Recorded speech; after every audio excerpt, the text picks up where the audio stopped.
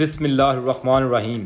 السلام علیکم ناظرین، 1990 کی دہائی کے ٹاپ 5 بٹ برادری کے بدماش جن کا پورے پنجاب میں اثر و رسوخ تھا، ان کے نام کا ڈنکا پورے پنجاب میں بجتا تھا۔ ویڈیو شروع کرنے سے پہلے میرے چینل کو ضرور سبسکرائب کر دیجیے گا۔ نمبر 1، ولایت بٹ باگڑیاں والا۔ ان کا تعلق ضلع گجرات کے شہر منگوال سے تھا۔ ان کی دشمنی پورے پنجاب کی بڑی دشمنیوں میں شمار ہوا کرتی تھی۔ ان کے اثر و رسوخ کا اندازہ اس بات سے لگایا جا سکتا ہے کہ ضلع گجرات کے بڑے بڑے ڈان ان کے ڈیرا پر جا کے بیٹھا کرتے تھے۔ یہ سیاست میں بھی حصہ لیا کرتے تھے اور کامیاب بھی ہوا کرتے تھے۔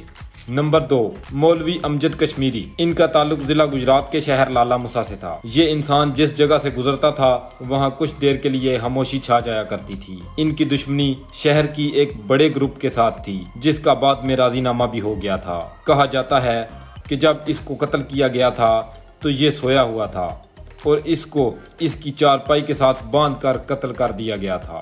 نمبر 3 پر ہیں نواز بٹ عرف ناجی بٹ۔ اس کا تعلق لاہور سے تھا۔ یہ دوستوں کا دوست اور دشمنوں کا دشمن تھا۔ اس پر 19 قتل نامزد تھے اور 23 قتل ایک ہی رات میں کیے گئے تھے۔ 1995 میں جب یہ گرفتار ہوا اور گجرانوالہ جیل چلا گیا تھا۔ اس کی دوستی وہاں ہمایوں گجر اور بھولا سنیارا سے ہوئی تھی۔ اس کو بعد میں کالا ہتائی روڈ پر پولیس مقابلے میں پار کر دیا گیا تھا کیونکہ اس پر کسی قسم کا رحم نہیں کیا جا سکتا تھا۔ اس نے پورے پنجاب میں موت کا کھیل کھیلا تھا۔ نمبر 4 پر ہے شاہد بٹ۔ اس کا تعلق لاہور کے علاقہ شادرہ سے تھا۔ اس نے اپنے بھائی کے قتل کا بدلہ لینے کے لیے 40 افراد کا قتل کر دیا تھا۔ اس کی دوستی چودھری الیاس چونٹیا کے ساتھ بھی تھی۔ یہ کویت میں درزی تھا اور محنت سے اپنا اور اپنے گھر والوں کا پیٹ پالتا تھا۔ ایک قتل نے شاہد بٹ کو اجرتی قاتل بنا دیا۔ بعد میں اس کو ایک مخبری کے نتیجے میں پولیس مقابلے میں مار دیا گیا۔ نمبر 5 پر ہیں خرم شہزاد بٹ عرف خرمی بٹ۔ علی پور چٹھا، تحصیل وزیرآباد،